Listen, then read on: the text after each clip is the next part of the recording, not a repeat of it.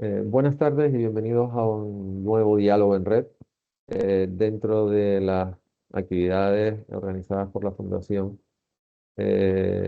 Cinemas Comics, por aquello de decir el nombre abreviado, que el nombre original es bastante más grande, además es el número que sale en el rótulo, con motivo de la celebración del Día del Cómic en nuestro país, que oficialmente es el día 17 de marzo, pero normalmente la Fundación suele organizar actividades pues, prácticamente durante toda la semana en la que se conmemora el día en cuestión. En primer lugar, quiero dar las gracias una vez más, aunque suena redundante, a la Fundación por seguir apostando por ese tipo de actividades, por seguir combinando el mundo presencial con el mundo virtual, que aunque haya gente que no se haya enterado, el mundo virtual no es el futuro, es el presente. Pero bueno, después de la pandemia se quiso volver otra vez a la situación anterior, en realidad, ¿no? Yo creo que es perfectamente compatible una cosa con otra. A la Cátedra Cultural Moebius, pues, por ejemplo, por promocionar, en este caso, apoyar propuestas como puede ser este diálogo, que pretende situar en contexto y sobre todo reivindicar la figura de personas que, por una clarísima mala praxis empresarial, han estado postergadas hasta que, como se suele decir, al final la historia pone a todo el mundo en su sitio y bueno, y a los señores que crearon lo que hoy se conoce como ODC, que originalmente era Detective Comics, al final los acabó poniendo en su sitio, que no, precisamente no fue un buen sitio. Y a la gente que apechugó porque esto sí pasara, pues sí la puso en el sitio que tenía que ponerla. A Santa Cruz Comics por las actividades, por organizar actividades presenciales, actividades virtuales, allá donde le llaman, vamos a ser claros, porque hay mucho por hacer, hay mucho trabajo por hacer, aunque la gente piense lo contrario. El que todo el mundo hable de cómic no significa que no haya mucho trabajo por hacer. A la librería del Maldito y a su número uno, a Gonzalo por estar al mando de la nave Enterprise. Y en este caso, por aquello, o sea, la idea original es que yo le soltase un poco el rollo, un poco la charla académica, cosa que cualquiera que me conozca un poco sabe que me suele gustar hacerlo. Pero bueno, por aquello de ser práctico, recurrir a una segunda opinión, he enredado a una persona que la voy a definir de la siguiente manera y lo digo claramente porque ya soy mayorcito y además ya estoy en la década de los 60. Hay coleccionistas que no tienen ningún criterio más allá del dinero que tienen. Hay coleccionistas que tienen criterio, pero son demasiado fieles a la letra de la ley, léase, tienen que hacerlo todo de la misma manera. Y hay coleccionistas que no solo tienen criterio, sino que encima contribuyen a que determinados legados se mantengan y sobre todo tienen la virtud de ser capaces de transmitirlo y de compartirlo y de hacer que la gente se anime a, no les digo especialmente a coleccionar, pero sí de vez en cuando tesorar algún cacharro que otro, por lo que pueda significar sentimentalmente o por el apego que puedas tener.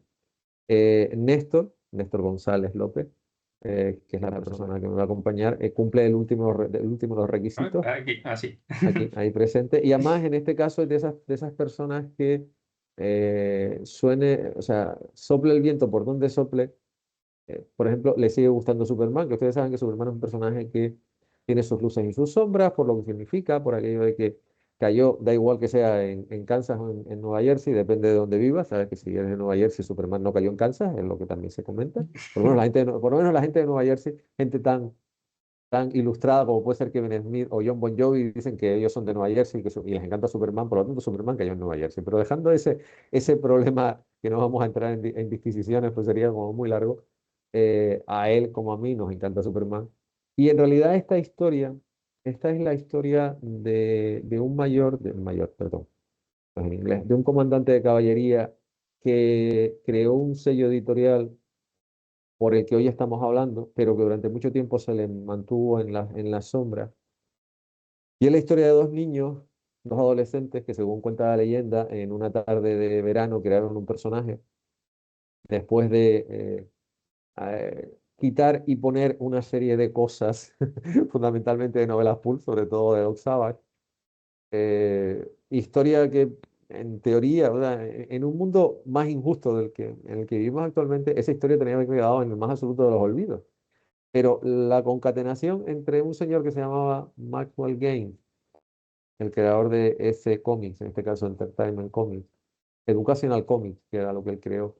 Y el mayor Malcolm Wheeler, eh, Superman se acabó publicando. Porque fue en realidad, eso no es ninguna leyenda, o sea, en realidad esa historia estuvo rolando 2 años y al final alguien dijo, utilicen esto, que esto mola. Y sitúense en la época en la que estamos hablando, en 1938, aunque piensen que ha pasado mucho, no. El crash del 29, y ya entramos en materia, el crash del 29 dejó un panorama absolutamente desolador. Y en el año 38 las cosas seguían estando muy mal en Estados Unidos. O sea, ya no les cuento del resto del mundo, pero en Estados Unidos todavía en el año 38 hay una tasa de paro muy grande. Y además había una sensación de que no iban a salir del agujero, hablando claro. Y, y este personaje, bueno, de hecho, eh, que- aquí lo ven, Sí, este libro además es muy recomendable, el libro a de Luis ver, Áñez. uy, aquí yo tengo Sí, no, el esa es falsitín que la salió ahora. portada, exactamente. Bueno, este es el Superman tal, el Superman que no volaba. Este personaje Aquí se ve llegó mejor. y revolucionó de una forma que nadie vamos a... Pero vamos a empezar por el principio. Bueno, en primer lugar, gracias por aceptar mi invitación, porque, a ver, No. ya te he visto en televisión, te he visto en charlas presenciales, pero bueno, creo que nunca te había visto en una de estas. Y la verdad es que cuando estaba pensando, como más te vi en una charla, en una presentación que hiciste creo que fue en la televisión canaria. Sí, hace unos 2 años, creo que fue. Sí, creo que Cuando fue fue el aproximadamente. 75, ¿cuándo Sí. fue? ¿Hace 2 años o 3? Después del COVID Eh, pierdo la noción a del ver, tiempo. espérate, no, porque No, el 85 no es necesario, perdón, el el 85. 75, sí. Sí, Este es el 85. Entonces, sí, porque el sí, 50 fue en sí, claro, 1978. el 85, sí. Eso. Pues Sí. sí. Y entonces, bueno, fue una concatenación de ideas porque en realidad esto termina que sea, digo, cuando DC Comics no se llamaba así, es que en realidad se llamaba de otras muchas formas. Entonces, también he querido ser un poco fiel porque no se piensen que ya directamente, igual que Marvel, no se llamaba Marvel del principio. Se Timely. llamaba Time Link Atlas y después Eso Marvel, estoy. pero Marvel fue la última. O sea, por eso cuando digo que es el 80 aniversario de Marvel, no, es el 80 aniversario de la publicación de un cómic que se llamaba Marvels, pero lo que Sí, es la editorial oficialmente es del año 61-62. sí. Antes, pero Creo bueno, que ni en los primeros números de Los Cuatro Fantásticos se llama Marvel todavía, si no me equivoco, no, ¿no? estaba por ahí, estaba que sí, que no, pero bueno. Mm. Entonces, es una forma eso, primero reivindicar, de situar el contexto. Y lo primero que tienen que tener claro es que el concepto de cómic de lo que nosotros hablamos, eso es relativamente nuevo. Porque lo que había, a ver, este es el señor, el comandante de caballería, o mayor de caballería, Malcolm Nichols Weller. Este señor, entre otras muchas cosas, pasa por ser uno de los escritores de novela pulp más famosos, o sea, que más cosas hizo. Pero es que además él escribía libros de historia y estrategia militar. Y este señor hubiese llegado a general si no llega a ser, él estuvo en la Primera Guerra Mundial, fue el primero de su promoción, era un genio, hablando claramente, era un tipo increíblemente capaz me imagino, un coeficiente intelectual enorme. Y este señor le cuestionó y fíjense que los Estados Unidos estuvieron un año en la guerra. O sea, Estados Unidos entró en la guerra en 1917 y casi porque ya no, porque creo, el presidente en ese momento, Woodward, le propusieron el oro y el moro con la Sociedad de Naciones, que es la génesis de la ONU, de las Naciones Unidas, y entonces entró, pero vamos, durante 4 años, ellos no entraron hasta el 17 y ya metido el año, o sea, y este señor estuvo. Y cuando él volvió, él se dio cuenta de que la mentalidad castrense en su país estaba muy pasada de moda. Tienen que pensar que Estados Unidos guerra, o sea, había tenido su guerra. Después, en la época de Theodore Roosevelt, o Teddy Roosevelt, como ustedes prefieran, es cuando los marines se dedicaron a ir a todos sitios, a Marruecos, a China, a donde ustedes se pueden imaginar. Digo, la gran paradoja de la rebelión de los Boxers era que Estados Unidos se peleó contra 1 millón de chinos y no tenía un metro cuadrado aparte de su legación, de su embajada, no tenía un solo metro de territorio, pero había que estar allí. Entonces, y después, por supuesto, la guerra de Cuba, la guerra de Filipinas, pero el resto de las guerras se las habían pillado en Europa, o la guerra ruso-japonesa en 1905, pero en realidad Estados Unidos llevaba muchísimo tiempo sin meterse en un enredo. Y claro, la fuerza expedicionaria que llegó bastante, digamos que floja de forma, por decirlo educadamente, porque ya las guerras indias quedaban muy lejos. Entonces, él escribió varios libros y él a él llegaron a querer asesinarlo. No es ninguna historia truco. O sea, él tenía una herida, le entró por aquí aproximadamente, le salió. Y además fue cuando se dio cuenta, eso fue supuestamente un accidente, que en realidad no era ningún accidente, y él se dio cuenta de que él no iba a ser capaz de ascender. Él había estado escribiendo y él siempre había tenido como la necesidad de escribir, de contar historias. Digo, también piensen que el mundo pool está muy mal visto en nuestro país y en el mundo, del mundo pool han salido infinitas cosas. Bueno, gran parte de los personajes que hay hoy día, que todos hablamos y hablamos, son todos, descienden. Desde el nombre de Conan. Spider-Man, aunque en realidad de Spider y Spider-Man tienen muy poquito que ver, pero personajes como Bob Savage son los que pusieron los fundamentos de Superman, pero de una forma la fortaleza de la soledad era de Clark Savage Jr., no de Kal-El. Eso para empezar. En la sombra, vamos a ver, es la antesala de V de Vendetta, es una mezcla entre The Spider y la sombra, por ejemplo. Bueno, y Mandrake. por haber... Sí, Didi.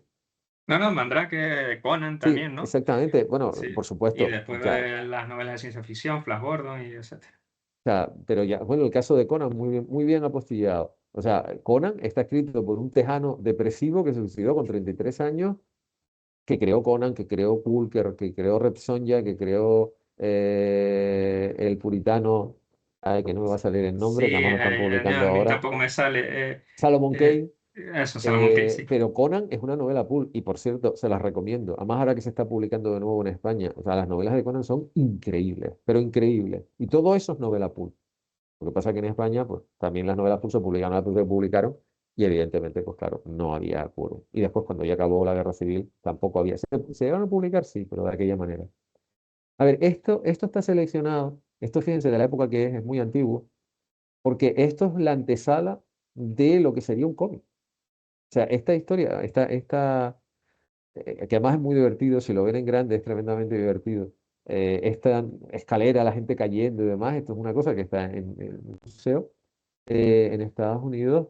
Y esto es un poco la antesala, porque realmente el concepto de más que tira, de viñeta cómica, esto es algo del siglo XVII y XVIII, sobre todo XIX, XVIII y XIX en el mundo anglosajón, que es donde realmente la prensa tuvo su primer gran apogeo. Que después eso se trasladó a Francia, se trasladó a nuestro país. La prensa satírica española tuvo muchísima fuerza, sobre todo en el siglo XIX. Pero esto que ustedes ven, que además me hace mucha gracia porque es eso, la escalera en la exhibición, que parece un poco, pues eso, pues si lo vieran hoy parecería una tira de prensa de las que se pueden publicar en cualquier periódico.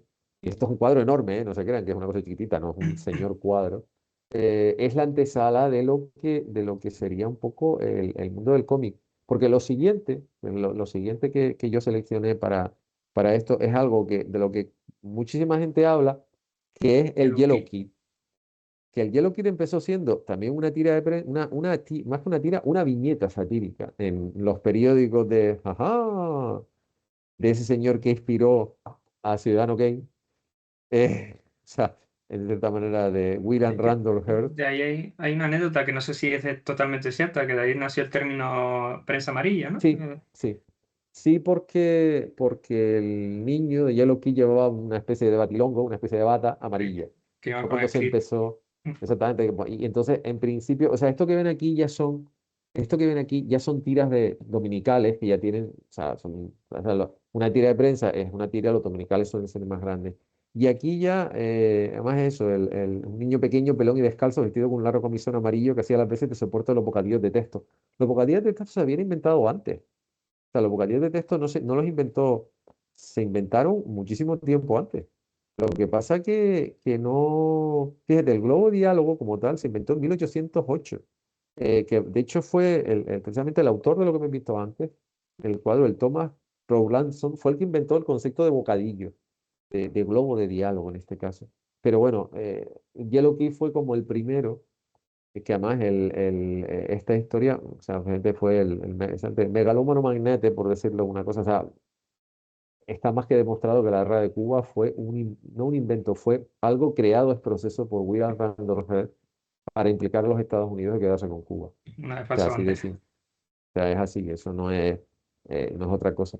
Pero bueno, el caso de Yellow Kid además es una historia, está hecha en Nueva York y el autor, que se llamaba Richard Felton, Outcast, además eso se vale de la ciudad de Nueva York como una suerte de escenario teatral en el que pululan los integrantes de una sociedad marcada por las tensiones sociales y raciales. Piensen en la época en la que está hecho esto. Esto es muy antiguo. O sea, esto es una cosa que piensen que esto debutó, esto empezó siendo a principios de la década de los 10. O sea, piensen que no es ninguna tontería. O sea, el Yellow Kid es de finales del siglo, principios del siglo XX, cuando todavía, eso, finales del siglo XIX fundamentalmente, pero él estuvo trabajando hasta principios del siglo XX, pero sobre todo en la época. Y se benefició mucho de que a Randall Hall le gustó mucho, le encantó la historia y sobre todo le dio, por ejemplo, el color. Pero, a ver, esto no dejaba de ser, vamos a ver, algo muy primitivo, muy así. eh. Yo les Primeros pasos. recomiendo, sí, les recomiendo, hay una página donde están, hay una página de internet, específicamente se llama Yellow Kid, que si les gusta el cómic que lo miren porque eso les sorprenderá la forma en la que tenía este. Richard Felton era un gran autor y hizo un grandísimo trabajo con el Yellow Kid. A ver, el tema de esto, hay que irse, estamos hablando bueno, ya estamos en pleno siglo XX, en la década de los 20, tengo que ir saltando porque si no te digo, hay muchas cosas entre medias, esto sería eterno, tampoco es cuestión. A principios de la década de los 20, finales de la década de los 20, en 1929, un señor, eh, quiero ser respetuoso con el tema, un señor que se llamaba George Delacorte, antes había hecho un primer intento de un cómic promocional a principios de la década de los 10, que no dejaba de ser un recopilatorio de tiras de prensa, pero lo que sería un formato cómic que además era paisado, las dimensiones eran 45 por 15 centímetros y se conseguía mandando unos cupones que te daban en el periódico. Y este cómic, el primer cómic promocional que hizo este hombre, el George Delacorte, vendió 45.000 ejemplares. Eso es una barbaridad para la época en la que estamos hablando. Él trabajaba en una editorial, que se llama New Fiction Company, y entonces lo que hizo fue publicar este cómic, que es The Funnies número uno, fíjense, de enero de 1929, que se regalaba con el periódico, tenía un coste de portada de 10 céntimos, después de 10 centavos, después se redujo.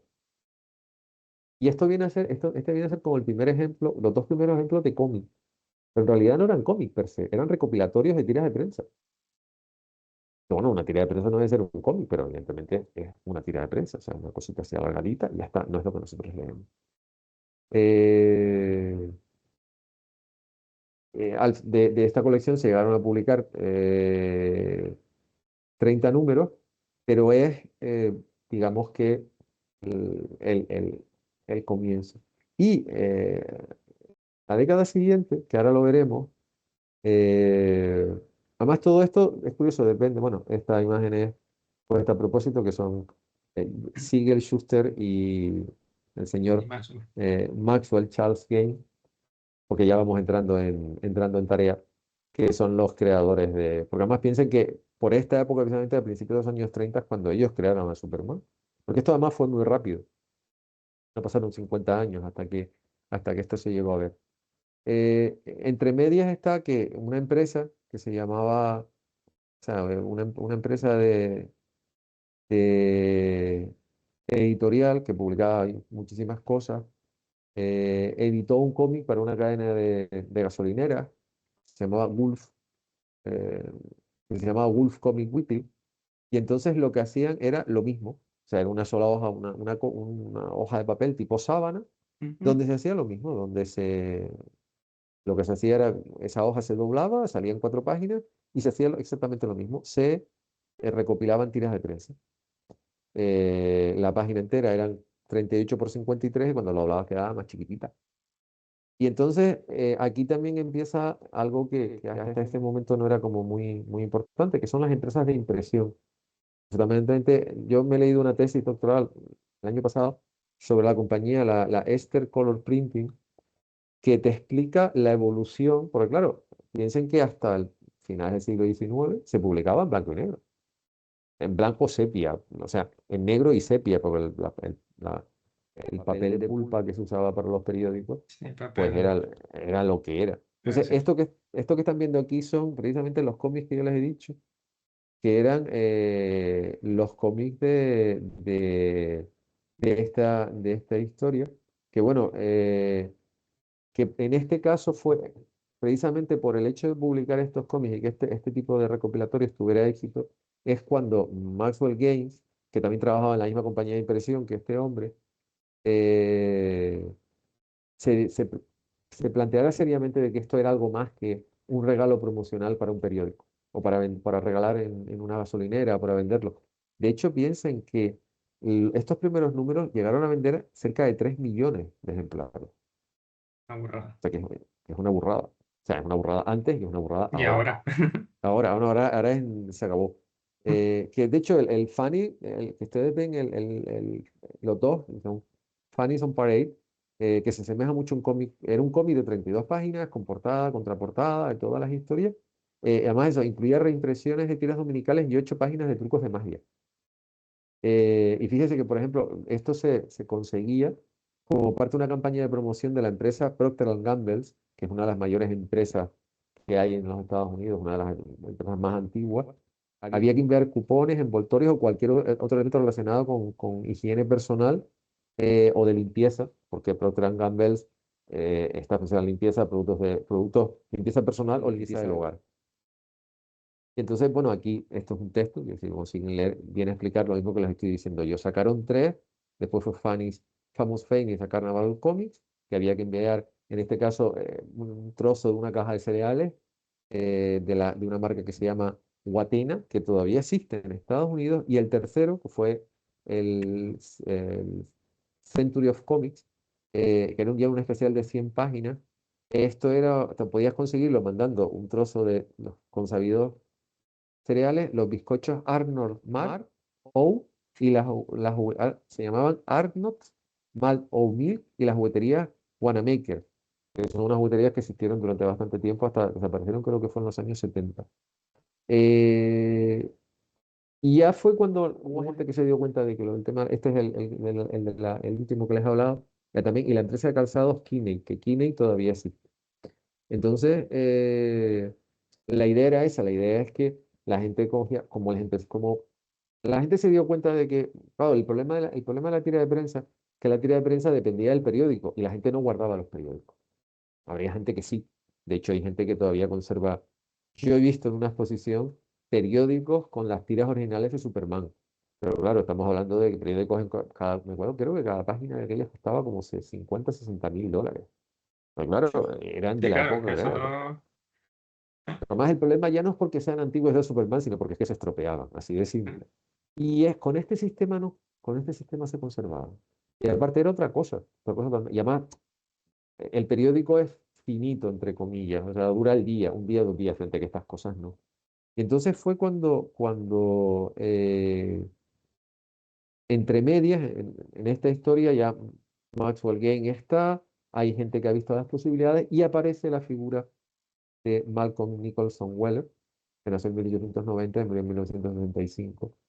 Y fue cuando él se dio cuenta, fíjate, fíjense, fue el primero de su promoción en la Academia Militar y uno de los oficiales más jóvenes en alcanzar el rango de comandante del cuerpo de caballería.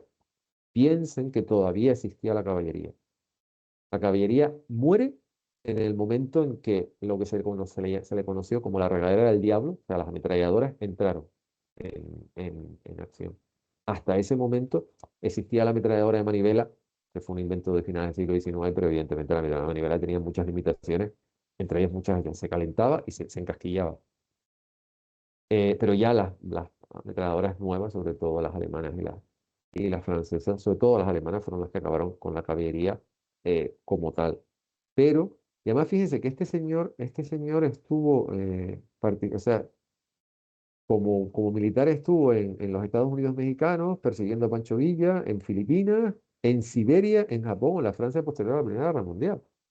Y bueno, estos son, Argosy es una de las cabeceras más famosas que hay o sea, las revistas Pulp eran los más jovencitos, bueno, tú lo conoces porque eres muy friki, pero sí, es así de simple, pero las generaciones más jóvenes no recuerdan que en España había revistas como Cómic Internacional o Simoc, que lo que tenían eran 4 5 6 7 Sí, 8 sí, historias. sí. Pues las novelas Pulp son exactamente iguales. O sea, en una novela Pulp tú tenías 1, 2, 3, 4, 5, 6, 7, 8 historias. La ventaja es que era muy barata, se llaman novelas pulp por la pulpa de papel que se El utilizaba, papel. y pasa como los tomos de manga en Japón, los takabon, que se traspasaban de una mano a otra. Pues este señor, aparte de eso, aparte de escribir sesudos libros de estrategia militar que le cabieron. Hoy día se estudian. Lo divertido de la historia, lo divertido de la historia de la humanidad es que tiempo después se reivindicó la figura de este hombre y en las academias se le volvió a estudiar. O sea, es como, lo digo porque se conmemoró hace poco eh, la defenestración sufrió Sir Charles Chaplin, Sir Charles Spencer Chaplin, a causa de la Casa de Brujas. Y cuando después le entregaron el Oscar honorífico, en la academia estuvo 12 minutos aplaudiéndole. Es la ovación más grande de la historia y eso no se va a repetir en la vida, entre otras muchas cosas, porque Charlotte Chaplin hubo uno. Pues esto es igual, o sea, la historia puso a la gente en su sitio. Y en el caso de este señor también, o sea, los libros de este señor de historia militar y de estrategia militar estaban muy bien escritos porque este señor era un genio, así de simple y así de claro. Y las estrategias es igual que te podrá gustar más o menos su forma de comportarse, pero si alguien dijo que Francia no aguantaba un asalto, si alguien la atacaba era Charles de Gaulle y no se equivocó. Cuando era un comandante de tanque, cuando los tanques en Francia pintaban muy poco, y eso que también tiene delito, porque Francia tiene unas fábricas de coches y de tractores y de camiones buenísimas, pero Francia pensaba que el tanque nunca iba a ser el arma que fue, y Charles de Gaulle lo dijo, como nos ataquen, la línea Maginot Bueno, no va a aguantó durar, lo que no aguantó. va a aguantar nada. Y efectivamente, o sea, y no se equivocó, porque no se equivocó absolutamente nada, pues esto es igual. Entonces, este señor, visto fíjense, antes de hablar de New Fan Comics, que fue la primera publicación, dice, la nieta de este hombre, Nikki Weller Nicholson Brown, resumió décadas después el legado literario de su abuelo. Dice, mi abuelo fue uno de los escritores de literatura popular más prolíficos de su época y eso que aún no he encontrado todo lo que escribió. Hasta ahora he recopilado un total de 87 novelas, relatos y cuentos diferentes, además de 14 reimpresiones y publicaciones simultáneas en Canadá, Nueva Zelanda, Australia y Gran Bretaña. También escribió 2 libros de ficción en tapa dura y decenas de artículos sobre historia militar y estrategia. Así, así de simple, así de claro. Entonces, sitúense, estamos en el año 1935, él ya no está en el ejército, y se le pasa la disparatada idea de crear una revista, que también no dejan de ser recopilaciones, aunque ya había cosas nuevas, eh, que se llama, lo que ven ahí, New Fan Comics, que hace poco en Estados Unidos, igual que lo que tienes tú, lo reimprimieron en formato tabloide en una empresa que no se llamaba DC, señoras y señores, se llamaba National Allied Publication, en febrero del año 35. Eso era como se llamaba DC antes de ser DC. Fíjense, se lo voy a leer tal cual porque además me tuve el trabajo bueno, tengo la reimpresión y además hacerlo lo más académico posible.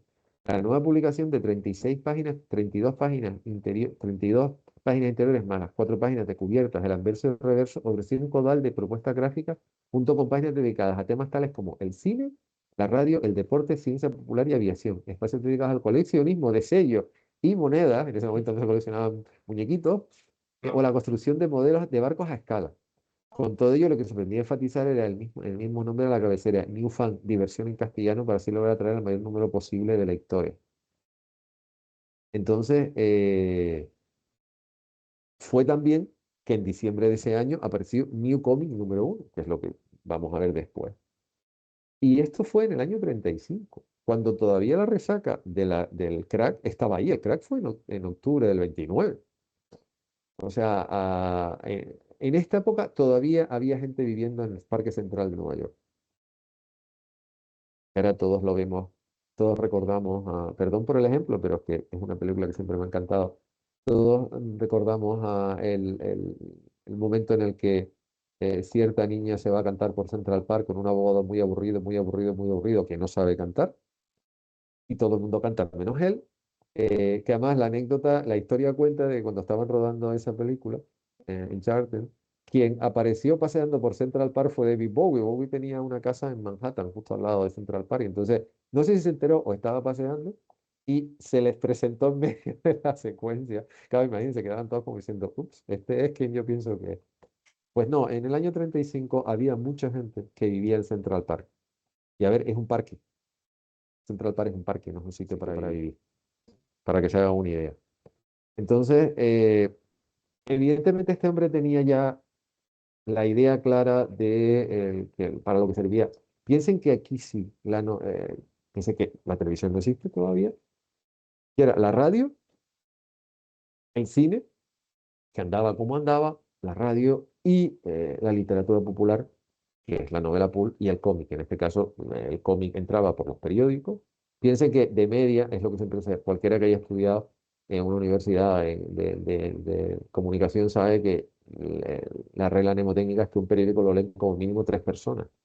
Entonces, las tiras de prensa tenían, y después, tú lo dijiste antes, o sea, en los periódicos, sobre todo los domingos, se podían ver cosas tan maravillosas como el Príncipe Valiente de Harold Foster, que era solamente Foster solo hizo dominicales, o el Flash Gordon de Alex Raymond, que también solamente hizo dominicales. Y durante la semana se podía ver de todo, porque tiras de prensa había todo lo que ustedes se puedan imaginar y más.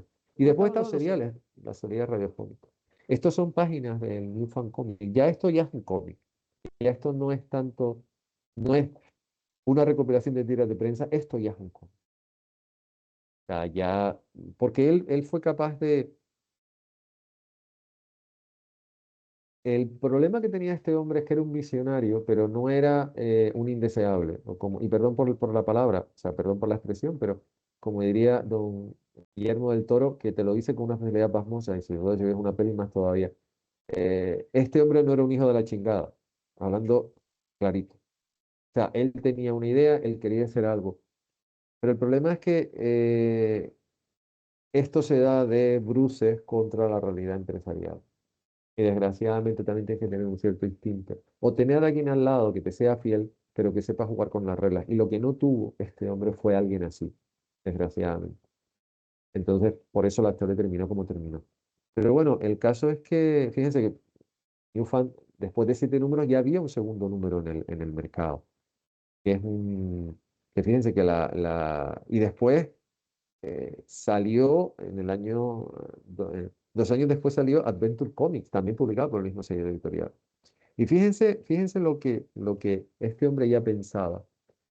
Dice, Malcolm Weller creía que el lenguaje secuencial era una forma increíble de acercar la cultura a las masas, dada la capacidad de dicho lenguaje en lo relativo a combinar tanto palabras como imágenes. El editor pensaba que difundir desde los textos literarios clásicos hasta las nuevas propuestas escritas de la época sería mucho más sencillo y asequible de esta forma. En realidad, todo su trabajo estaba enfocado en desarrollar el concepto de la novela gráfica tal y como hoy en día se conoce en el mercado, pero que en aquellos momentos resultaba impensable para quienes definían las disciplinas artísticas de una forma tremendamente monolítica. A ver, Néstor, si yo te leo esto, ¿tú quién piensas que ha escrito esto? ¿O lo ha dicho?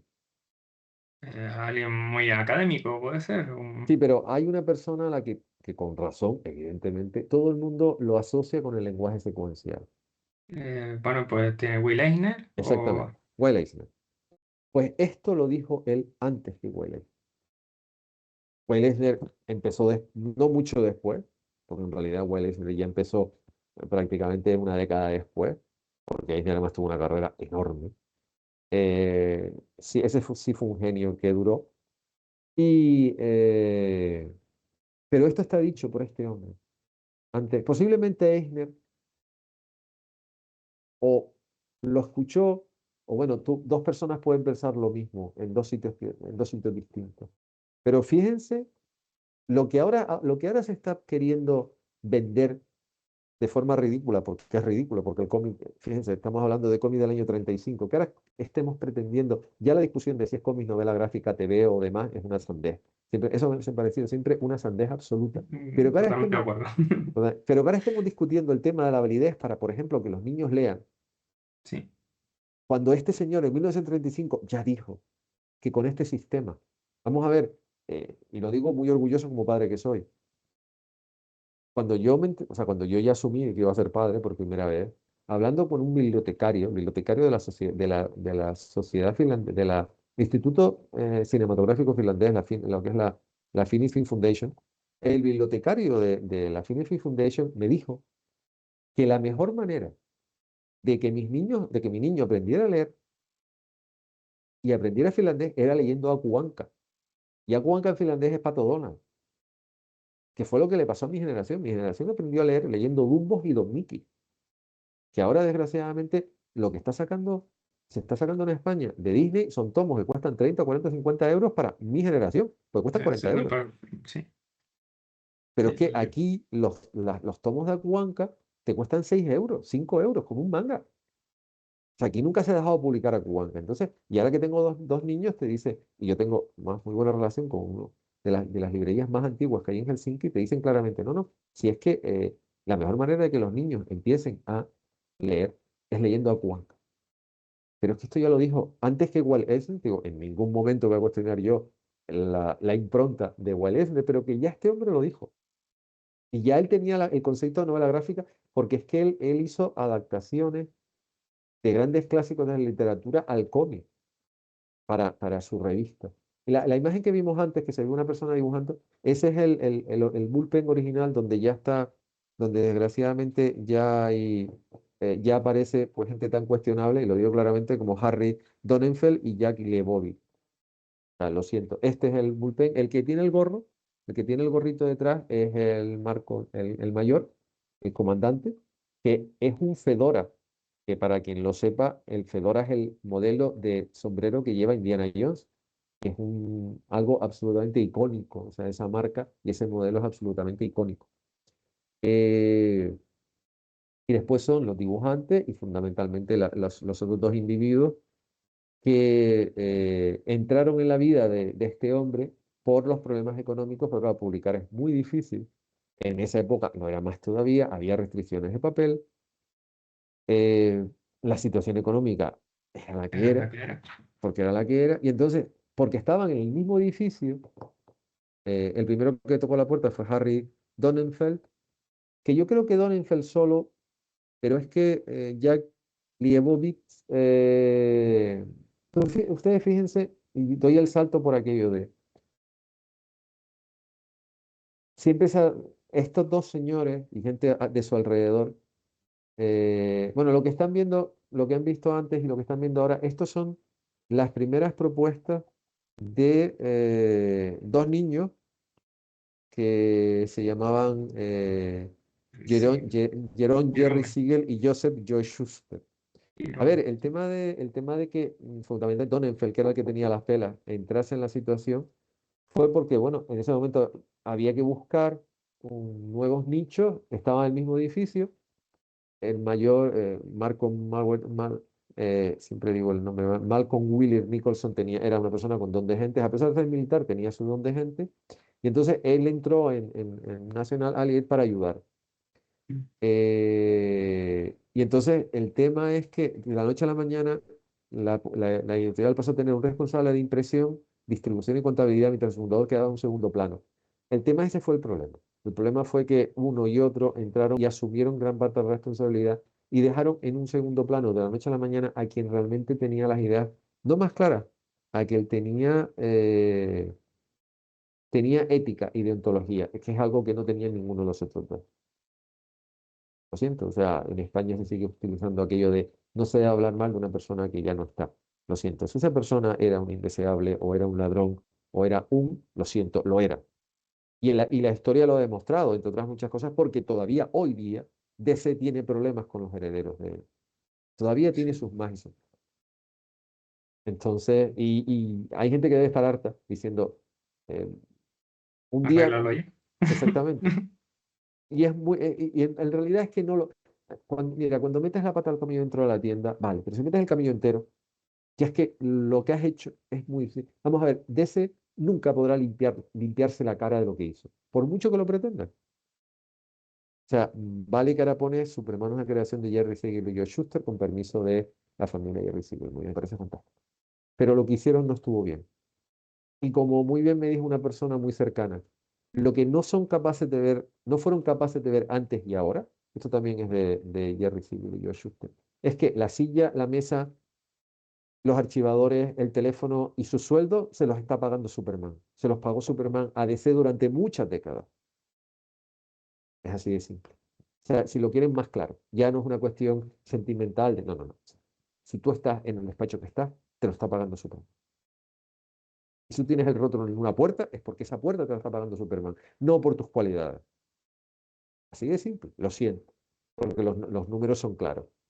Y no es casualidad de que los dos cómics más caros del mundo sean uno de Superman y uno de Batman. Y que conste que nunca ha sido santo de mi devoción. Bob Kane, no solo porque nunca me ha parecido un gran dibujante, sino porque le Claro, robó exacto. la titularidad A Bill Finger. Bill Finger durante mucho tiempo hasta alguien le dijo, mira, guapito de cara, tú no sabes narrar. Así de simple, así de claro, tú tienes tus limitaciones. Es mejor dibujante eh, el creador de Superman. Que de hecho, en realidad escribían y dibujaban los dos, era una suerte de... Pero Kane tiene sus limitaciones. Y Finger no, y Finger otra persona tremendamente inteligente y además con un bagaje intelectual que no tenía Bob Kane. Lo que pasa es que Bob Kane tenía la impronta, Labia. pero porque me molesta mucho, pero entiendo que se haya ocultado siempre que Wonder Woman es creación de un señor y su mujer y su amante. No solo por el tema de que es su mujer y su amante, sino porque las mujeres no pintaban una mona. Cuando su mujer estaba licenciada en leyes por Harvard, sea, vamos a darnos de chorradas. O sea, la mujer de William Boston Marston, que es el creador de Wonder Woman, era un coco, era otro genio. O sea, no es para sentirse mal, es para sentirse orgulloso. O sea, que después viviese con su amante durante mucho tiempo y cuando se murió ellos siguieron viviendo durante un montón de tiempo. Esa es otra historia, que es una película preciosa que te lo cuenta muy bien. Pero Wonder Woman es tan feminista, no solo porque él era una persona muy sensata, sino porque tenía mujeres que le dijeron, escribe esto, esto y esto. Y lo que también es importante, ¿por qué se publicó Wonder Woman? Porque Maxwell Gay le dijo a Donenfeld y a Lemovie, publiquen esto. Porque así como el mayor era más apocado, Maxwell Gay no. Maxwell Gay era una persona que había surgido donde había surgido la empresa privada y tenía la idea muy clara. Y la conclusión es que después de, ustedes han visto una página que era la página de Henry Duval of France, Fame Soldier of Fortune, el Doctor Ocult de Ghost Detective, que hay un montón de cosas que después se verán en Superman. Y después el caso de las propuestas fueron en New Fan Comic y More Fan Comic, que también entendámonos, o sea, él había, lo divertido del caso, creo que eso tú lo sabrás, o sea, tú sabes qué es lo primero lo que querían realmente hacer Jerry Siegel y eso. No era lo del villano, Sí, no, pero ¿en qué formato querían publicar su trabajo? en tiras, ¿no? En tiras de prensa era. Exactamente, eran de tiras de prensa. Porque es que en este momento, o sea, se habían publicado 4 números, o sea, los cómics promocionales y el fan comic, new fan comic, y ya está, pero eran, yo qué sé, una docena de cómics. Y ellos lo que querían era publicar las tiras de prensa, que era lo que te daba respetabilidad y aparte si tú conseguías un contrato, publicabas en 400 periódicos y evidentemente eso Sí, económicamente te interesaba, o sea, aparte sí. era la historia. Entonces, ellos mientras tanto le fueron dando cosas a este hombre para que las publicara.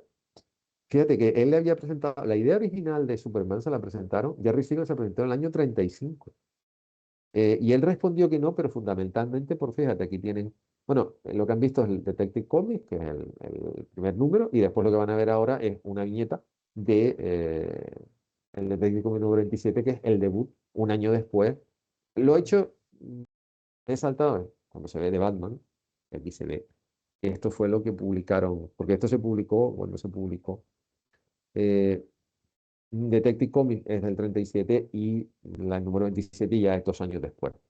Por eso está se publicó Detective Comics, después Action Comics, donde se publica Superman, y después ya el número 27 es donde aparece Batman. Que bueno, la portada del chino malísimo también era muy tópica, pero lo que hay. Sí, es lo que es. Entonces, piensen que entre media, en el año 36, lo volvieron a intentar con Jerry Siegel, lo volvió a intentar con Manwell Games, que en ese momento trabajaba para la editorial Dell, que es una editorial muy famosa, entre otras cosas, porque fue la primera que empezó a publicar los cómics de Disney. Le dijeron que no. Y al final, él de hecho, fue también el asistente de Maxwell Game, un señor bastante más sensato que se llamaba Sheldon Mayer, el que les dijo que por qué no se replanteaban la historia, porque de hecho ellos lo que tenían dibujado era una tira de prensa, no tenían dibujada la historia per se. Y entonces, y esto es una recreación muy divertida de la creación de Superman que salió en el año 2008. Y entonces fue cuando llegó la oportunidad. La historia cuenta, por un lado, que eso tú también imagino que lo sabrás, que bueno, que sobre todo Donenfeld y Leibovitz dijeron que bueno, que ellos desde el primer momento dijeron que la historia de Superman era molaba un montón. Mentira. O sea, lo dije antes. Este libro, que se los recomiendo, creo que no tiene versión en inglés. Liz Daniel es un señor que ha escrito un montón de libros, sobre todo sobre Batman, Superman y Wonder Woman. Aquí, además, lo tengo lleno de, como la mayoría de mis libros, lleno de post-it y lleno de cositas para currar. En esta página, en la página 35, eh, a ver, lo dice claramente, dice, nadie, aparte de Siegel y Schuster, tenían fe en Superman. Dice, Jack Lebowitz dijo que la decisión fue por puro accidente. Y Dean Suleiman, bueno, porque vamos a publicarlo por como un experimento a ver si esto sale bien. O sea, publicaron Superman como podían haber publicado una historia de naranjas mutantes asesinas. Sí, sí. Perdón por la expresión. De hecho, el primer número tiene otras muchas historias, ¿sabes? Que pusieron esa para... ¿sí? Y sí, además no quisieron que saliera en principio, que saliera así, le cambiaron la portada no sé cuántas veces, la Sí. portada no era así. Y si no me equivoco, Eh, los números siguientes, no sé si hasta el 8 o el 9 no volvió a salir Superman otra vez en la sí, portada, por sí, ahí, o sea, lo tuvieron como medio. hasta que Lo vino que la pasa cifra. que, sí, lo que pasa que eh, yo lo volví a leer hace poco, o sea, lo volví el año pasado precisamente cuando pergeñé esta historia. Y no es tan tontito como la gente puede llegar a pensar. Tiene su aquel. Las primeras páginas son bastante sosas, no es innegable, pero a medida que lo vas leyendo, te va enganchando. Y después la portada es muy impactante. Pues la portada es muy impactante. Entonces, a ver, el tema de esta historia es. Es que eh, además la portada es la primera donde sale demostrando lo que es, ¿no? Porque hasta ahora sí sí, había gente con poder, pero no sí, pero no este con poder. levantar un coche y... Sí. No, y después se le ve, o sea, y la propia. Un Superman Superman que no que... volaba, era un Superman que Sí, daba grandes saltos y todas sí, las historias. la última viñeta es, ups, o no, fallé, o algo así, Sí, ¿no? Era... sí, exactamente, era como muy. Pero ya la portada es una de las. Es que además todo es Action Comic, que en realidad el título está muy bien puesto porque es un cómic muy dinámico, con mucha acción para el momento. Es un cómic que se surgió en el año 38 donde todavía las cosas. Piensen también que, aunque Estados Unidos entró en la Segunda Guerra Mundial en el año 41, sin las connotaciones que puede tener hoy día, pero en aquel tiempo ya había gente que ya se había ido de Alemania. Porque, a ver, el canciller bueno, no ganó las elecciones, tuvo mayoría y consiguió ser canciller ya en el año 33, a veces en el año 32. Y ya antes incluso, después incluso de las Olimpiadas de Berlín, que son del 36, ya empezó a haber un éxodo de gente que salió de Alemania porque veían que aquello no funcionaba. Entonces, aparte de eso está el hecho de que hacía falta un héroe, que es un poco una cosa que refleja muy bien. Y esto que ven aquí, estas son las dos primeras citas de prensa que ya consiguieron ellos publicar a finales de, ahí tienen la fecha, son las dos primeras que salieron, que esto después tuvieron que, partiendo del material que ellos tenían, que no habían desechado, bueno, tuvieron que volver a hacer las que consiguieron. Pero esto ya, desgraciadamente, esto llegó ya cuando ni ellos tenían mucho que ver con esta historia y por supuesto Creo el que además esas comandante, cambiaron un poquito el origen, ¿no? Porque decían que Krypton era sí, un mundo lleno de superhombres, cuando en realidad sí, no es, el que claro, es ahora no oficial no es así. exactamente, porque en realidad partían de esa novela, que es la novela, una novela fundacional, que es El Superhombre, que es una novela que ellos leyeron también cuando eran jóvenes. Piensen que además esta historia, la historia original de Superman siguió muchos tumbos, pero ya en este momento, desgraciadamente, lo que había hecho Malcolm Weller Nicholson se quedó como nada, y ya el control lo tenía Harry Donenfeld, Jack Lebowitz y Dean Sullivan, que también fue el tercero en discordia. Que en esto, bueno, aparte de que Maxwell Game murió en un accidente, se ahogó tratando de salvar a una persona en un lago, yo tengo claro que él habló con su hijo, porque eh, el creador después de ese cómic, que estaba estudiando, era ingeniero químico. De los cómics le venía al papá, no a él. Yo tengo claro que su padre habló con él sobre lo que había pasado, los problemas que tuvo. Él, Maxwell Game, después de Wonder Woman, dejó de tener una gran colaboración con DC. En ese momento ya se llamaba DC, pero se llamaba Detective Comics y después DC. Yo creo que porque no aguantaba la mala praxis de Donenfeld, que además Donenfeld era lo que era. Donenfeld no lo disimulaba, el problema es que había gente alrededor que sabía cómo funcionaba el mercado y no los aguantaba. Pero ni Maxwell Game pudo hablar porque se murió muy joven y su hijo tampoco, su hijo nunca dijo nada. O sea, yo no he encontrado nada, pero prometo que sobre todo porque he trabajado y he estudiado mucho la historia de la DC, todas las entrevistas, incluso cuando ha salido el padre, salía el padre a colación, eh, que bueno, el padre es quien era quien era. Él nunca nombró, y después por supuesto por parte de la familia de Jerry Siegel y George Shuster, sí que es cierto que Jerry Siegel y Joe Shuster, por ejemplo, le dijeron a la hija de Malcolm Wheeler, eh, que su padre fue el único que realmente él apostó por ellos, cuando nadie les daba trabajo, y que casi, casi, casi que el padre le pagaba de su bolsillo cuando no tenía dinero para pagarlo. Sacaba de su bolsillo cuando no estaban las cosas para ganar. Y eso que su mujer era una aristócrata, por decirlo así, europea que conoció en Francia, pero con la depresión todo el mundo lo pasaba mal.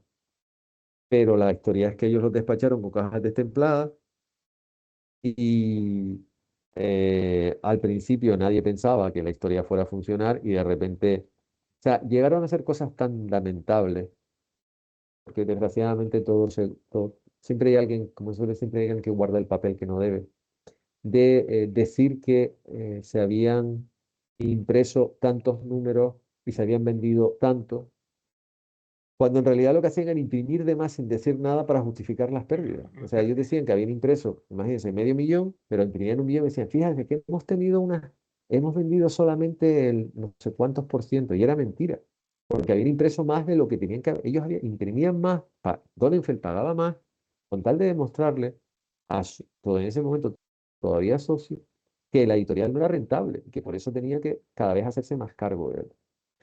Y a ver, la historia la escriben los vencedores hasta que se encuentran con alguien que es mejor que ellos, claro.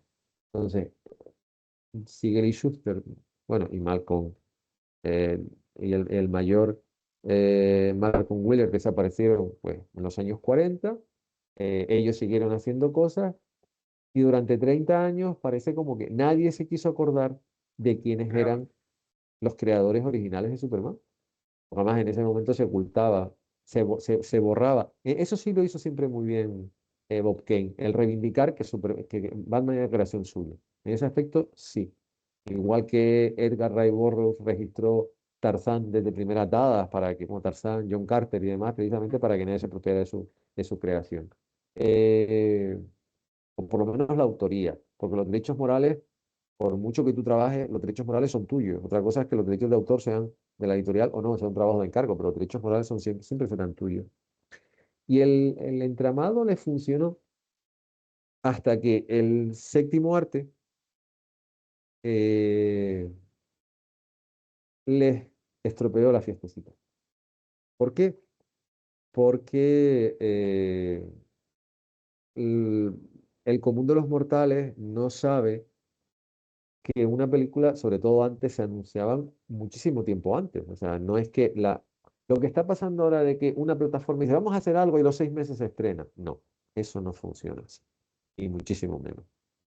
Y en la historia cuenta, y para eso hay formato físico que te lo recoge, que entre finales del año 74 y principios del año 75, Warner Brothers, esa Warner Brothers que ha sido adquirida por alguien que precisamente no le va a hacer ningún favor, y lo digo con conocimiento de causa porque llevo muchos años trabajando en esta área, eh, le dio por anunciar que iban a hacer, coincidiendo con el 50 aniversario del personaje, estamos hablando del año 38, para estrenar el año 78, 50 aniversario, 28 años, Sí, 78, sí, sí.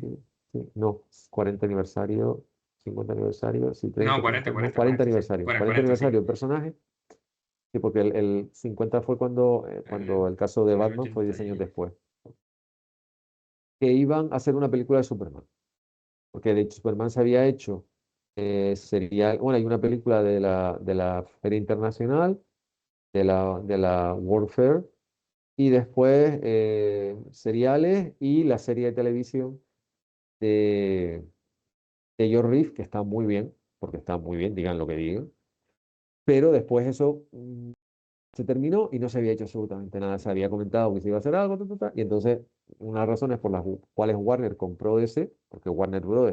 Es la propietaria de DC Comics, es precisamente por quitarse el fárrago de los derechos, porque ya Warner sí que se dio cuenta que podía haber algún problema con el tema de Superman. No lo han dicho, no lo dijeron en su momento, pero bueno, fue una de las razones por las cuales decidieron comprar. No solo por Superman, porque DC, aparte de sus propios personajes, los que fue creando, fue comprando editoriales más pequeñas, como por ejemplo el caso de Shazam, que entraron en un conflicto, plagio, no sé qué, no sé cuánto, y al final DC se la compró. Compró la editorial y así se quitó un problema y un Charleston también, ¿no? personaje. Me parece. Charleston ¿Sí? Comics también. Sí, Charlton Comics, ella, DC se fue comiendo todo lo que pillaba por entre medias. Porque además en ese momento no, era la más grande, no existía Marvel. Marvel Sí. apareció 20 años después de lo que estamos hablando. Exactamente 20 años aproximadamente. Bueno, la última así de la trilogía es Wonder Woman, que es del año 41, que todavía eh, Maxwell Game estaba en DC. Y digamos que 20 años después es cuando Marvel Comics, ante Stan Lee o Atlas, empezó a decir, aquí estamos. Y entonces DC se ve con una empresa cinematográfica como es Marvel, como es Warner, y entonces lo que hicieron es lo que se hacía, que era anunciarlo en la Biblia. La Biblia era el Variety. Y el Variety es ese periódico que tienes que ser mayorcito para conocerlo, o por lo menos darle importancia, porque el Variety sigue publicando físico y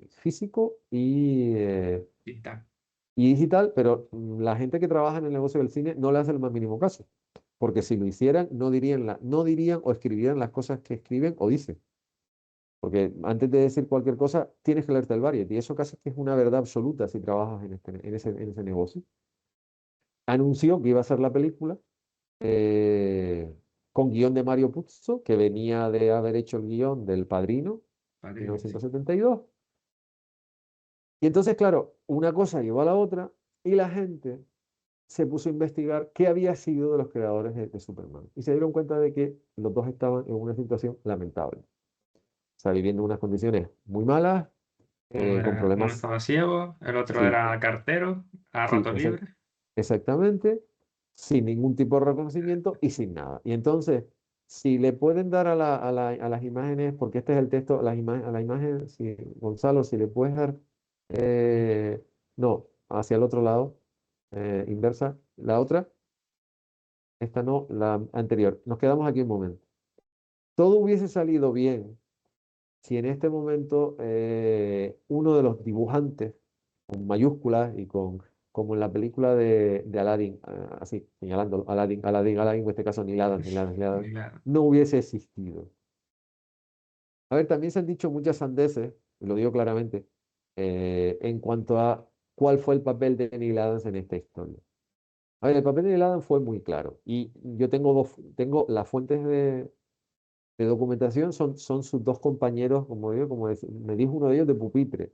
O sea, Vicente Alcázar y Howard Chaykin, que en ese momento trabajaban en el mismo estudio con Neil Adams, y de hecho compartiendo mesa, literalmente. Entonces, la noticia salta. Neil Adams, que además se había hecho famoso dibujando Batman, no Superman, que es lo más divertido de la historia. Sí.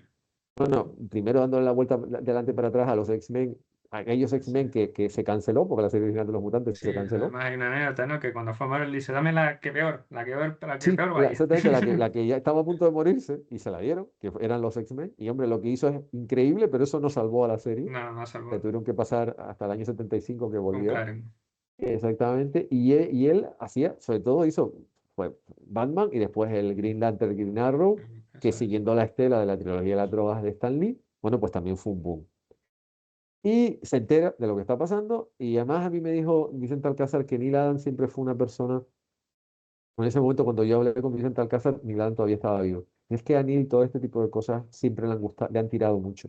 Y Howard Chaykin también me lo dijo cuando estuvo en Tenerife hace 3 años. Es que a Neil Adams todo este tipo de cosas, todo este tipo de justicia, se le hacían hervir la sangre, literalmente. Entonces, eh, se plantea lo siguiente: ¿qué hacemos? El mundo del fandom, sobre todo la gente que trabajaba en DC, ¿qué hacemos? Entonces, hubo una reunión que también se ha dicho, no, esa reunión se ha exagerado, no sé qué, no, no, no. La reunión fue muy clara. Era la reunión donde se reunían, ¿no? O sea, que agrupaba a todos los dibujantes, fundamentalmente de DC, también de Marvel, pero digo, Marvel todavía dejaba de ser un poco más secundaria, pero sobre todo DC era la que marcaba la pauta, no existía Image, Warren estaba haciendo lo que hacía, pero no existía Image, no existía Dark, no existía nadie, o sea, era DC, o como le llaman en Estados Unidos, la distinguida competencia. Sí. Y la reunión fue muy simple, me dijo Vicente Alcázar. Neil llegó, en ese momento Jerry Robinson era el presidente de la asociación, dice, Neil llegó, se puso de pie y dijo lo siguiente: yo no sé lo que van a hacer ustedes, yo no le voy a volver a dibujar una línea a DC si no la reconoce a Jerry Siegel y Schuster la autoría y le recompensa de alguna manera. Claro, dicho así, dirás, bueno, ¿qué importancia tiene? Pero vamos a ver, la importancia era que si Neil Adams no dibujaba, a mí me dijo Howard Chaykin, dice, si Neil no dibujaba, ninguno de nosotros iba a hacer una línea. O sea, era así de simple, dice, Era porque por referente, encima, ¿sabes? exactamente, dice, por encima de él no había nadie. O sea, a ver, estaba ya Kirby, que además Kirby en ese momento estaba en DC, había estado en DC, estaba en Marvel, y era ya Kirby, que tampoco creo que a Kirby le hizo ninguna gracia, pero Neil Adams tenía, o sea, Kirby se le asocia un poco ya con el pasado. Estamos hablando del señor que creó al Capitán América en el año 41, con Joe Simon, y Neil Adams era la nueva generación. Era esta persona que pintó un Batman que se salía literalmente de la página. Obviamente uno de los mejores narradores gráficos que ha habido en la historia, y ha habido muy buenos, la verdad. Y aparte era un señor que tenía un tirón enorme. Si Neil Adams decía, no dibujo una línea, nadie va a dibujar una línea. Yo me imagino cuando en ese momento las cosas se mandaban por carta, ni fax. Bueno, el fax, existía el telex, pero el fax todavía no se había inventado. No se había popularizado, había una cosa similar.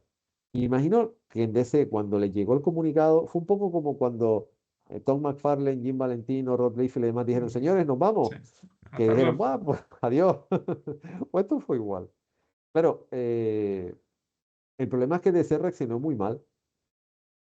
Por eso la siguiente imagen que van a ver ya es una carta oficial, con membrete, donde se reconoce, porque claro, además DC les Hecho. ofreció nada, o sea, una miseria, no sé qué, no sé cuánto, y Neil Adams dijo no, no, no, no, no, hasta que al final les reconocieron no solo la autoría, la obligatoriedad de poner Supermanos de creación de Jerry Siegel y Joe Shuster sin una pensión vitalicia, porque además el razonamiento de Neil Adams, pues esto viene en una historia más larga, pero los cogí porque es donde dice, al final DC ha dicho que sí. Le dijeron, no, le damos X. Y entonces Neil Adams dijo, no, le tienen que pagar al año lo mismo que a cualquiera de Era nosotros. dibujante. Exactamente. O sea, si yo gano $25.000 al año, que es una barbaridad para los estándares de la época, también piensen que un cómic de Neil Adams se podían vender, yo qué sé, 650.000 ejemplares, cosas así. O sea, las tiradas eran escandalosas. Eh, Él dijo, no, estos señores tienen que ganar al año lo mismo que yo. Y aparte, consiguió que le dieran, no sé si fueron $200.000 más en compensación por los Sí, abusos. no sé. Eh, Y, Y hay una anécdota que es también, ¿no? Que decía, además del seguro médico, decía que cuando lo tenía todo Andy Grant, dice, no, pero todavía no está todo. Falta una Sí, sí, cosa. sí. Él era cada, vamos a ver, en realidad es que, claro, eh, Adam lo que hizo fue, o sea, fue el primer aviso. Y más, yo no sé si directo o indirectamente. eh, a ver, Tom McFarlane siempre ha hablado muy bien de Neil Adams y siempre lo ha tenido un poco un referente cuando las cosas que hizo en DC y demás. Pero en cierta manera, gran parte, sobre todo gran parte de la pataleta de Tom McFarlane en cuanto a la forma en que no que los trataba DC y Marvel, bebe mucho de lo que dijo Neil Adams. O sea, en realidad las editoriales de los editores no se dan cuenta que ellos viven gracias a los autores. O sea, yo entiendo, porque lo sé, no soy editor, pero soy autor y he tenido cuatro editores en mi vida, que publicar es muy difícil, es muy caro, pero sin el autor la editorial no existe. Entonces, lo que hizo Adam fue ponerles inconvenientes durante un tiempo, que además, es verdad, o sea, es que DC no podía publicar, o sea, evidentemente tenía material de anterior, pero es que el material que tenía se les iba a terminar. O sea, no, iba a caer un momento que no iban a tener que publicar. Y aparte, en este momento, a ver, el San Diego Comic Con también es que el cálculo probabilístico, bueno, el con en ese momento no era un salón, eran No, estaba empezando, era un saloncito, eran vamos a llamarlo así. cuatro locos sentados en una mesa plegable y una silla en un hall de un hotel. Pero ya empezaba a existir el concepto de fandom. Y a ver, Superman siempre ha sido un personaje muy importante en la cultura norteamericana. Muy, muy importante. O sea, aunque la gente no lo llega a entender en Europa o en países como el nuestro, Superman siempre ha sido ese buque insignia para muchas generaciones, porque claro, piensen que en los años 70 ya había por lo menos tres generaciones para cuatro que habían crecido leyendo Superman. Entonces, los medios de comunicación, televisión, radio y periódicos se hicieron eco de todo esto, porque fueron los primeros que lo denunciaron. Entonces, digamos que sin comerlo ni beberlo, Warner se vio metido, en este caso DC, en un problema de relaciones públicas espantoso, que todo el mundo les tiró. Ya Donenfeld y el otro no existían. Creo que Lebowski estaba vivo, no se había muerto. Pero ya se empezó a decir con nombres y apellidos que estos tipos habían sido unos indeseables, unos aprovechados, unos caraduras, y que DC, porque después, claro, salieron más cosas. O sea, también salió lo de Bob Kane con Bill Finger y salieron un montón de historias alrededor. Que conste que también Marvel tenía sus luces y sus sombras, sobre todo no solo por la relación entre Stan Lee con Jack Kirby, sino con más gente. Entre ellos con Steve Ditko, aunque Sí. Ditko era muy particular, todo hay que decirlo, pero vamos a dejarlo ahí. Pero en realidad, ahora mismo que estamos todos tan contentos, y yo lo digo porque yo al principio tuve que leerlo, que estamos todos tan contentos celebrando, y por aquello eh, voy a defender, a ver, esta es la caja que sacó DC por el 30 aniversario del Dark Knight. Estamos celebrando el 40 aniversario, y aquí tienen el Batman de Frank Miller y el Superman de Frank Miller, que ahora todos estamos hablando bueno, del Dark Knight, que esta es la icónica portada, Sí. el cartel de presentación. Y bueno, esto es cuando, estas cosas, la verdad es que de las pocas cosas que hizo en o sea, cuando DC se planteaba hacer DC Direct, esto es de lo más presentable. Sacaron primero los muñecos sueltos, después esta caja, más con el sello, y después una caja con los cuatro personajes. Ahora que todo el mundo está hablando con o sin conocimiento de lo que es el aniversario del Dark Knight de Batman y Superman, de este Superman tan sui generis que hizo Frank Mira. Miller y de este Batman también tan crepuscular que hizo Frank Miller. Eh, es bueno recordar que estos personajes surgieron como surgieron. Es bueno recordar cómo se portaron primero con los creadores de Superman y el creador de Batman y los propios editores con el co-creador de Batman y sobre todo el Joker. Porque, a ver, esto también se hacía en cierta manera con complicidad. No es que, o sea, los otros sabían de qué iba la historia, pero con tal de vender les daba exactamente igual. Y en principio, a ver, por eso decía, el tema es que ya no solo cuando ese no se llamaba así. A ver, yo creo que uno tiene que tener, sobre todo ahora que las noticias van a la velocidad que van, es bueno reivindicar y recordar eso, la figura determinada. Es como el logotipo de DC, o sea, el logotipo que están usando ahora, una de las primeras decisiones que tomó Jim Lee cuando llegó fue rescatarlo, porque DC ha estado dando tumbos con el logotipo, lo cambio, no cambio, lo rediseño, al final han vuelto al que de verdad tiene razón de ser. O sea, todos estos cambios estéticos que muchas veces no entienden, todas estas decisiones sacadas de la manga, como echar al fundador y el alma mater de una editorial como Dark Horse, ¿por qué? Porque yo lo que todavía sigo sin saber es por qué lo han echado. Más allá de, yo tengo el manual, el otro día lo dije también, el Necronomicon del mundo del empresario, por aquello de ser muy insolente. Pero a ver, a mí me parece una sandez echar a una persona que era el motor de esa editorial. Pues me parece exactamente lo mismo. O sea, DC, para empezar, nunca, no empezó llamándose así. DC no es una creación de Harry Donenfeld, ni de Bobby, ni nada de eso. Es la creación de un señor que tenía una visión mucho más allá. Porque a ellos en realidad yo no tengo claro que a Donenfeld le gustaron los cómics y los otros dos estaban allí, sí, pero eran más editores contables y no sé qué, este es el famoso logotipo. Después sí, el caso de Maxwell Game, de Sheldon Mayer y de mucha gente, sí, eso sí. Como el caso de Stan Lee, a Stan Lee se le gustaban los cómics. O sea, le gustaba el mundo pulp y le gustaban los cómics. Pero estos señores les daba exactamente igual, bueno, saben que Stan Lee empezó a trabajar en la editorial porque su tío era el Le dueño de la importaba editorial. empresarios, le importaba la pasta. Exactamente, o sea, al tío de Stan Lee, lo de publicar, yo creo que cuando el otro le dijo, vamos a publicar Los Cuatro Fantásticos, pues vale, si vendemos, vale, si no, olvídate, o sea, yo transformo esto en una funeraria y yo creo que si el Action Comic no hubiera funcionado como funcionó, Donenfeld hubiese dejado de publicar cómics. Yo eso sí lo tengo claro, o sea, le vieron la oportunidad, le vieron la posibilidad. Cierto es que reeditando tiras de prensa, se podían pasar la vida reeditando tiras de prensa, pues se ven haciendo un montón.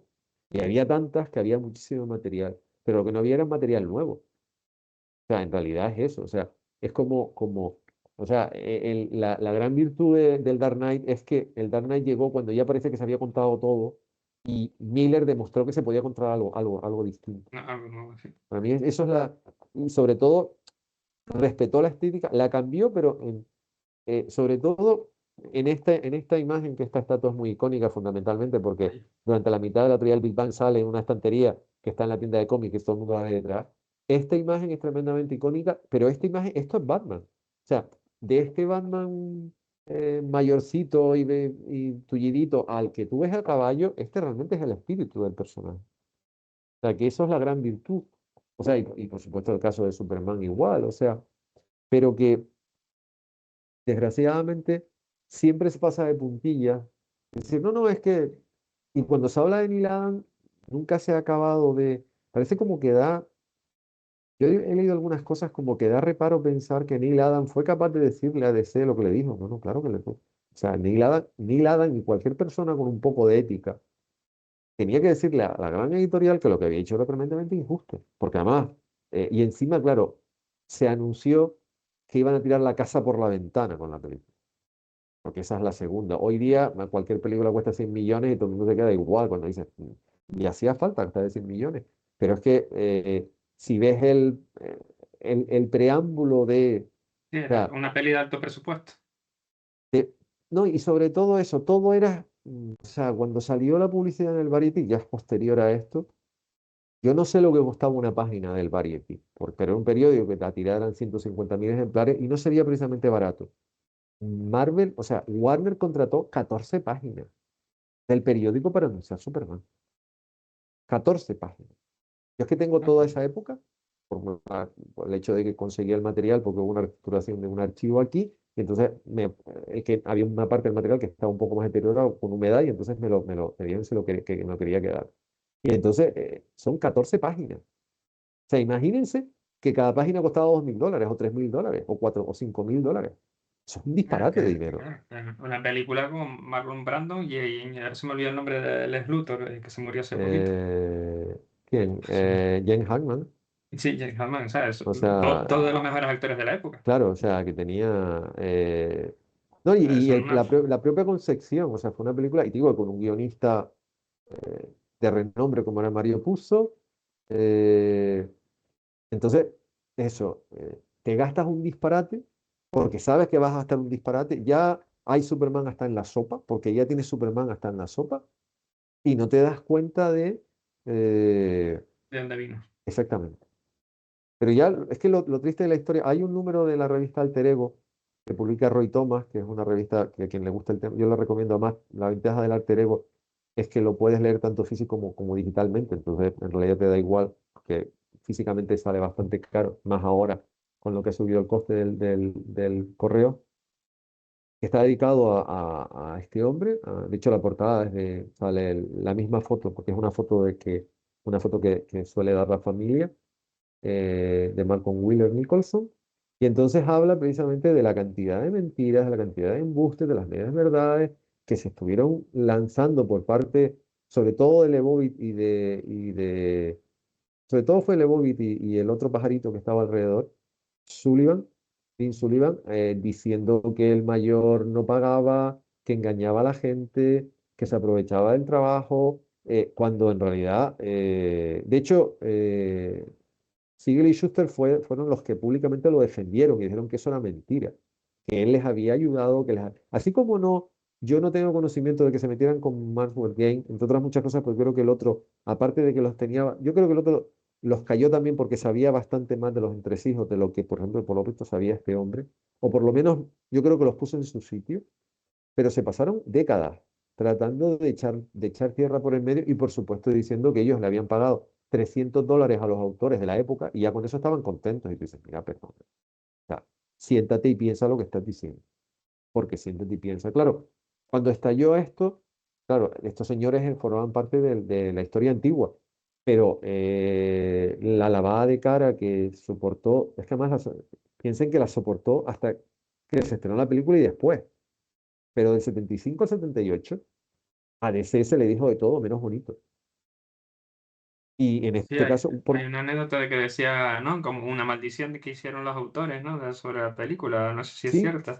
En sí, plan, si esto no funciona, bueno, que maldigo la película, que ningún fan de Superman vaya a verla, sí, no, se llegó a decir, es contando que su llegaron a amenazar, sí, porque asaltar, DC ¿no? no Uno a hacía saltar de nada, un edificio, poco de menos llegaron, suicidarse. exactamente, llegaron a amenazar que no fueran a ver la película. O sea, que lo que pasa es que no DC, Warner actuó rápido. Realmente quien pagó los platos rotos, nunca mejor dicho, fue Warner, porque Warner lo que no quería era una campaña de descrédito. eh, que tuvo que soportarla, porque la tuvo que soportar exactamente igual. O sea, es así de simple. Y además, Superman en realidad no entiende de ideología. O sea, por ejemplo, da igual que hubiera un presidente republicano o demócrata, los dos podían leer Superman. Entonces, Superman, aunque nosotros, quizá para la mentalidad europea nos cuesta entenderlo, Superman es un icono de la cultura norteamericana. Y entonces, claro, era como, y resulta que esa gran editorial que va de qué buenos somos, qué estupendísimos, no sé qué, no sé cuánto, somos lo que somos. No. Pero bueno, al final, curiosamente, eso, Warner Brothers tuvo que pagar los platos rotos, solucionar la historia y bueno, y por supuesto ponerlo. Y bueno, después ya, digamos que la situación ha cambiado drásticamente. Pero todo esto venía a colación por eso, para que se den cuenta de que la historia es verdad que la escriben los vencedores, pero siempre puede venir alguien que te la reescriba. Y en este caso, quien la reescribió fue no solo Neil Adams, porque todo el gremio dijo esto es una injusticia, pero es que la propia sociedad, los propios medios de comunicación. Yo recuerdo haber leído que salió hasta en la televisión en los Estados Unidos, en el estado, en la situación en la que estaban Jerry Siegel y eso. Entonces, claro, ya ahí fue cuando evidentemente en DC se tuvieron que hundir en la silla. Pero claro, después cada vez que le mandaban un memorando a Neil Adams decía, pues no, esto no me parece justo. Además creo, eso no lo pone en la información, pero por lo que me dijeron Vicente y Howard Chaykin, que por lo menos Neil Adams les dijo que no 4 veces. Al final ya, cuando Mm, nosotros dijeron, bueno, ¿qué es lo que quieres? Entonces ya poco menos que le mandó sí, esto es lo que quiero. Entonces, bueno, y al final, con el paso de los años, la situación. Ha habido un litigio hasta ayer por la mañana. Al final, una parte dijo que no quería seguir litigando, porque ahora en principio se cumplen los 90 años, y además, pero ya sale con una parte específica. Pero en realidad han seguido litigando precisamente porque siempre hay un montón de flecos y porque la mala praxis de las grandes empresas es siempre la misma. Pero bueno, en principio, esto es lo que la yo, parte. yo de Neil Adams siempre recomiendo esto, ¿lo has visto, Sí, eh? sí, Es que esto sí, es fabuloso. sí. Ahí fue cuando ya le metió mano. Sí, no, a Además, tiene ver, que ver con Superman. Que lo de conseguir firmado, que me lo firmara, la única vez que pude hablar con él en Nueva York en 2014. Y nada, el tío me soltó un rollo para comprar el Batman Odyssey, pero yo no, yo quiero este y firmado por ti. Y yo, sí, venga, venga. Me pareció un cómic espléndido. no, no, y aparte del formato y lo que significa, y bueno, y además, Aunque tiene el logo chungo. a ver, pero también Warner cambió su logo cuando era Warner Bros. Seven Arts y después se dio cuenta de que tenía que volver al logotipo original, que molaba más y que es el que sigue teniendo hoy día. O sea, me refiero, es que esto funciona como funciona. Pero sí, a ver, todo lo que hizo Neil Adams es totalmente recomendable, pero yo les invito, si no se han leído, ahora que ha salido, que Panini ha publicado en España la edición más Los facsimil tabloides, de en formato tabloide, ¿no? exactamente, que se lo lean, porque se van a llevar una sorpresa. No es tan tontito, tan infantil, tan aquello por hecho, tan amateur como se le ha querido hacer ver al Action Comic, ¿no? El Action Comic es muchísimo más que eso. Y yo lo único que quiero terminar diciendo que bueno, en toda historia hay muchas facetas. Y ahora, o sea, esa, por ejemplo, parte del material que ustedes han visto aquí es material que yo tengo físicamente, pero otro material lo he tenido que buscar en internet o he tenido incluso que comprar para poder hacer hacer esta charla. Y la carta esa, la carta que ustedes han visto es un artículo hablando precisamente de todo este folión, que alguien se tomó la molestia de escanearla para que tú pudieras verla e incluso descargarte. Ahora que tienes la oportunidad de tenerlo todo a mano, cosa que no había hace 25 años. Eh, estaría bien que la gente, sobre todo a la gente que le gusta un tema como puede ser este, deja de sentir saltando de eslogan en eslogan, tópico en tópico, estereotipo en estereotipo, profundizaran un poquito más. Porque vamos a ver, ya no es solo leer Superman es una creación de Jerry Siegel y Joe Shuster con permiso de Tatata, a la familia, creo que es la familia Siegel, sino que hay alguien detrás. En este caso, un comandante de caballería que fue el fundador y la persona que durante un periodo muy corto, porque en realidad él estuvo en el organigrama 3 años mal contados, sin su visión, sin su capacidad y sin su aplomo, posiblemente, o sea, ¿Superman se hubiese publicado? Yo creo que sí. En otra editorial, yo creo que al final Maxwell Game hubiese hablado con Dell, pero no estaríamos hablando de ese cómic como lo estamos hablando ahora. No estaríamos hablando de que como yo he hablado estos días con varias autoras sobre Supergirl The World, no estaríamos hablando de ese proyecto como estaríamos hablando ahora mismo. Entonces, yo lo dejo ahí porque en realidad esto tiene el recorrido que tiene. Simplemente yo he tratado de A lo no. mejor seguimos como en Watchmen, ¿no? Que en vez de cómics de superhéroes, digamos cómics de piratas, ¿no? Porque Sí, claro, es sí, que sí, sí. sí, posiblemente cualquier, O lo que estuviera de moda. o del O de oeste espías, o o lo de que sea. cualquier cosa, pero no, no estaríamos hablando no estaríamos hablando espérate, porque me parece que aquí hay. Bueno, ven cómo era Clark Kent y Superman dibujado, tal y como estaba, Ujú. más con los dos colores. O sea, no estaríamos hablando de estos personajes como lo estamos hablando ahora. A ver, yo te quiero dar las gracias por haberme aguantado la taramela, por haber estado ahí, por haber apostillado la forma que lo has hecho. Espero que esta experiencia haya sido lo suficientemente buena para cuando alguien te invite, que no sea yo, le digas que sí, que esa es la parte A mí importante. hablar de esto no me cuesta nada. O Ya, sea, no, me pero gusta. O bueno. sea, quiero decir que no. Es algo con lo que me siento cómodo. O sea, que no tengo ningún No, problema. el añadir el tema del Superman versus Muhammad Ali me parece tremendamente oportuno. Es que me encanta ese cómic. Y a mí también. Y, y lo que digo siempre, al final de lo que se trata es que lean cómics físicos o digitales, virtuales, llamen ustedes como sean, que también se pueden Todas comprar, leer. todos leer, pero sobre todo eso, que tengan la capacidad de escarbar un poquito más. No se queden en los titulares y no se queden con el que más ruido hace, que a veces el que más ruido hace no es el que tiene más razón.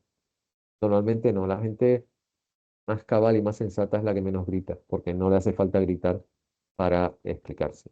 Los que no tienen la razón o quieren conseguir a toda costa son los que más gritan, y esos con la edad lo que no tienen precisamente es eso, la razón. Antes de despedirme, doy los agradecimientos.